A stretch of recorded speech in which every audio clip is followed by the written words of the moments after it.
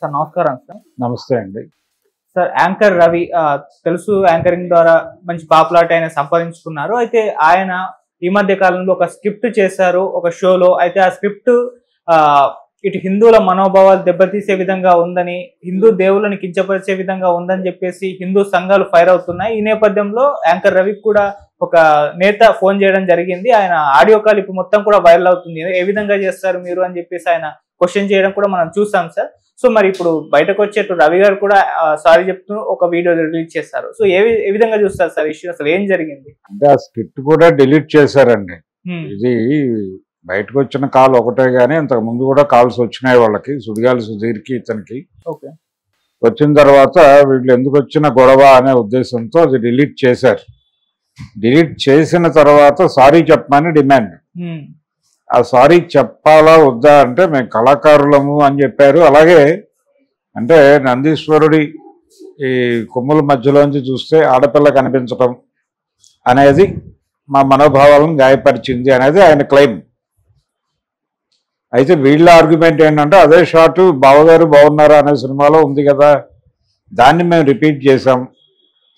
అది తప్పని ఎవరు చెప్పలేదు కాబట్టి మాకు తెలియలేదు, తప్పని ఆ రోజే చెప్పుంటే తెలుసుకునే వాళ్ళం కదా అని వీళ్ళు అభిప్రాయ ప్రకటన చేశారు. అంటే 20 ఏళ్ల క్రితం వచ్చింది అది అని కూడా చెప్పాడు ఈయన. 20 ఏళ్ళు అయి ఉంటుంది అని. మరి అప్పుడేదో చేశారని ఇప్పుడు మీరు చేస్తారా అని ఇలా మాట్లాడాడు ఆయన. సరే ఇదంతా ఒక గొడవ జరుగుతోంది, ఎందుకు వచ్చినది అని చెప్పే ఉద్దేశంతో ఆయన సారీ చెప్పేశాడు. అయిపోయింది. ఈ సారీ చెప్పించడం అనేదే ప్రోగ్రాం. అంటే ఘర్షణ కోసం పడాలి అనేది కనిపిస్తోంది దీనిలో. అంటే ఈ పద్ధతిలో చూస్తే చాలా విషయాలు మనోభావాలను గాయపరచడం అనేది జరుగుతుంది. అందుకని అసలు హిందూ అనే పదం వాడటం కూడా మానేయటం బెటర్ ఏమో అనే పరిస్థితికి తీసుకెళ్తున్నారు. అంటే పౌరాణిక హాస్యం అనే ఒకటి ఉండేది, ఒక జానర్. ఈ పౌరాణిక హాస్యము అనేటువంటి జానర్లో ఎవరైనా సరే ఏదైనా ఎక్స్ప్రెస్ చేసే ఫ్రీడమ్ ఉండేది ఇదివరకు. ఇప్పుడు ఆ పరిస్థితి లేదనేది స్పష్టంగా తేలిపోయింది. తేలిపోయిన తర్వాత రిజిడ్గానే ఉండాలి. ఆ పేర్లు ప్రస్తావించడం కానీ మాట్లాడటం కానీ. ఇప్పుడు సినిమాల్లో ఒక విలన్ క్యారెక్టర్కి ఒక హిందూ పేరు పెట్టారనుకోండి, ఒక హిందూ విలన్ హిందువా అని మా మనోభావాలు గాయపడ్డాయంటే చేయగలిగింది ఏముంది? ఆ పేరు మార్చేయటం తప్ప, సారీ చెప్పడం తప్ప. అలాగే ఒక సినిమాలో ఒక వాంప్ క్యారెక్టర్ వేసిన ఆవిడ బొట్టు పెట్టుకుని ఉంటే ఆవిడ హిందూ స్త్రీలా కనిపిస్తోంది ఆహార్యం ప్రకారం, కానీ ఆవిడ చేస్తున్న పని హిందూ సమాజాన్ని గాయపరిచేదిగా ఉంది అంటే ఏం చేయాలి? అంటే ఈ సమాజంలో లేనటువంటి మనుషుల్ని క్రియేట్ చేసి ఇంకేదో చేయాలి తప్ప క్రియేటివిటీ లేకపోతే కథలు రాయటము, ఇక్కడ జీవితాల గురించి మాట్లాడటము జరగకూడదు అనేది వారు చెప్తున్నారు.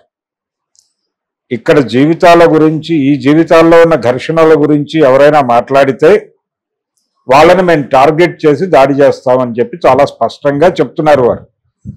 వారి అభిప్రాయాన్ని గౌరవించి ఇకపై ఎవరూ కూడా వారి వారి రచనల్లో కానీ వారి వారి సినిమాల్లో కానీ హిందూ పేర్లు పాత్రలకి వాడకుండా ఉండటం మంచిది. అలాగే స్కిట్లు వేసేటప్పుడు కూడా హిందూ పౌరాణిక హాస్యం తాలూకా ఇన్ఫ్లుయెన్స్ లేకుండా ఉండాలి.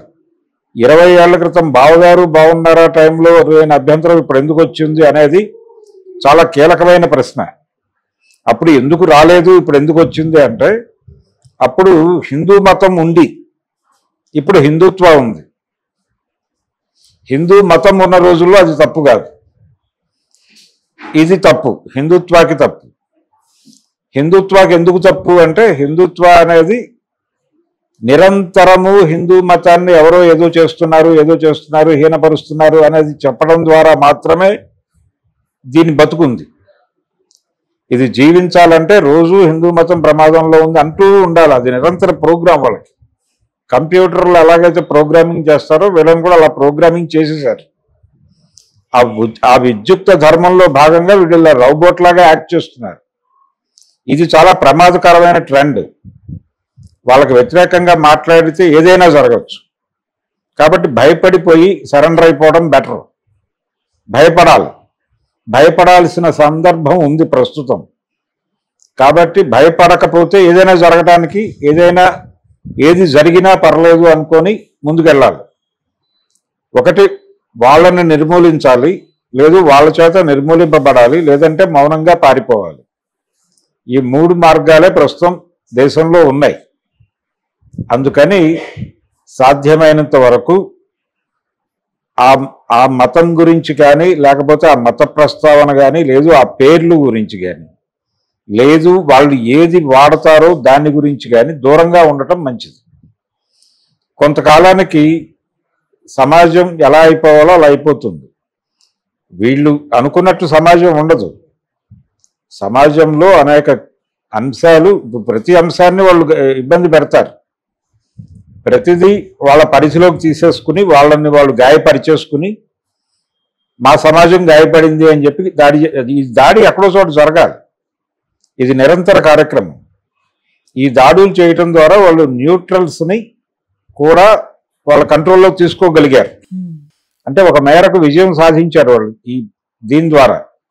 ఇది దాదాపు ఆయన చెప్పిన 20 ఏళ్ళు అంతకంటే ముందు నుంచే జరుగుతోంది. ఇది మన తెలుగు రాష్ట్రాల్లో బాగా రిఫ్లెక్ట్ అవడం మొదలుపెట్టింది ఓ 25-30 ఏళ్ల నుంచి.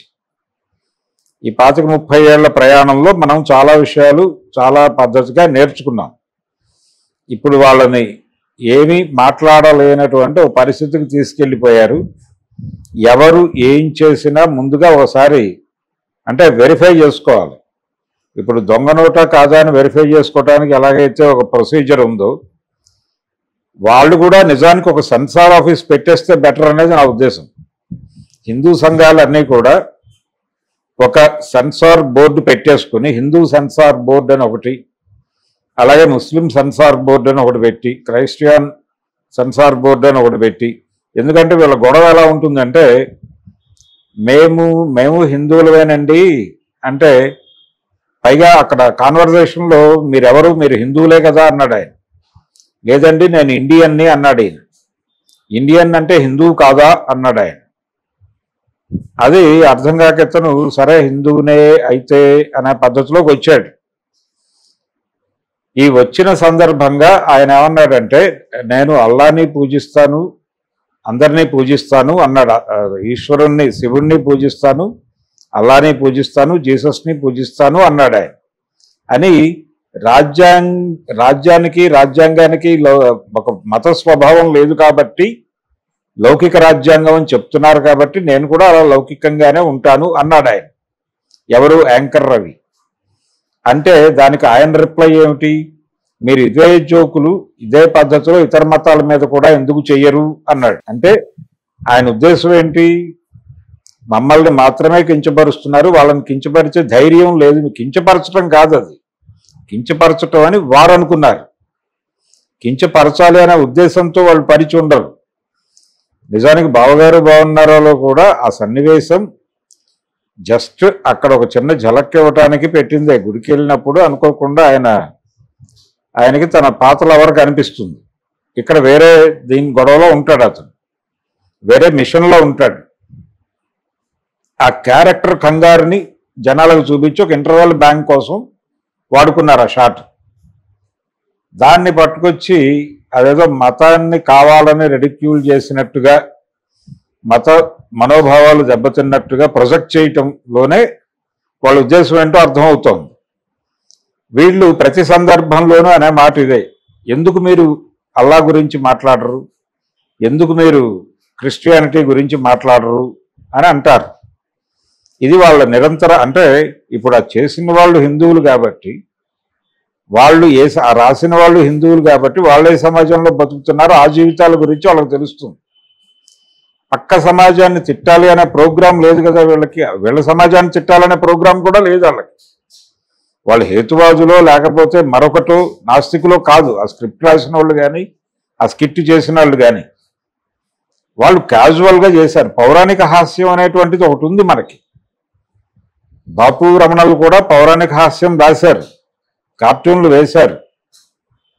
రామాయణం మీద అలాగే భారతంలో కొన్ని ఘట్టాల మీద కార్టూన్లు వెయ్యని వాళ్ళు ఎవరు? వాళ్ళందరినీ పట్టుకొచ్చి ఇప్పుడు నిలబెట్టి చంపేస్తామంటే ఏంటి పరిస్థితి? అందుకని భయోత్పాతం కలిగించే పద్ధతిలో, టెర్రరైజ్ చేసే పద్ధతుల్లో వీళ్ళకి వెళ్ళిపోయారు.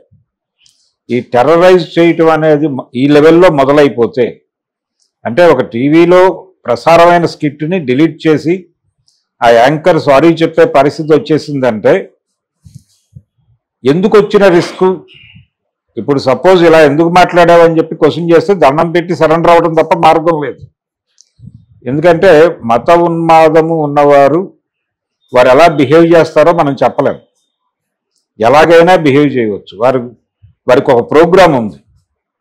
ఆ ప్రోగ్రాంలో భాగంగా వాళ్ళు ఒకళ్ళ మీద రియాక్ట్ అయితే, వాళ్ళని టార్గెట్ చేస్తే వాళ్ళని నిర్మూలించే అవకాశాలు కూడా కలవు. అందుకని వాళ్ళ దృష్టిలో ఉండటం అంత మంచిది కాదు అనే ఉద్దేశంతో సరెండర్ అయిపోయి పారిపోవడం కంటే ఉత్తమం మరొకటి లేదు అనే ఉద్దేశం చాలా మందిలో ఉంది ప్రస్తుతం భారతదేశంలో. కావున అందులో భాగంగానే వారు కూడా తెల్లజెండా ఎగరేసి నేను ఈ దేశంలో ఉండాలి కాబట్టి, వారే అన్నారు ఈ దేశంలో ఉండాలంటే వందే మాతరం అనాలి, ఇలాంటివో గోడల మీద రాసేవాళ్ళు. ఈ దేశంలో ఉండాలంటే ఏం చేయాలో జాబితా గోడల మీద రాసేవాళ్ళు గతంలో, గాయత్రి పరివార్ ఇలాంటి పేర్లతో. అవన్నీ ఆ రోజుల్లో స్నాప్స్ తీసుకుని పెట్టుకుని అలా ఉంటే తప్ప దేశంలో ఉండే పరిస్థితి లేదు అనే విషయం గుర్తించి అలా ఉంటే బెటర్. అలా ఉండము అంటే ప్రమాదం ఎటువైపు నుంచి అయినా రావచ్చు, ఏదైనా జరగవచ్చు, మీ జీవితానికి థ్రెట్ డెఫినెట్గా ఉంటుంది. అందుకని ఎవరూ కూడా సాధ్యమైనంత వరకు వారికి దూరంగా ఉండటానికి ప్రయత్నం చేయటం మంచిది. నేను ఆ మతం పేరు కూడా మాట్లాడు, వారికి దూరముగా ఉండుట శ్రేయస్కరము.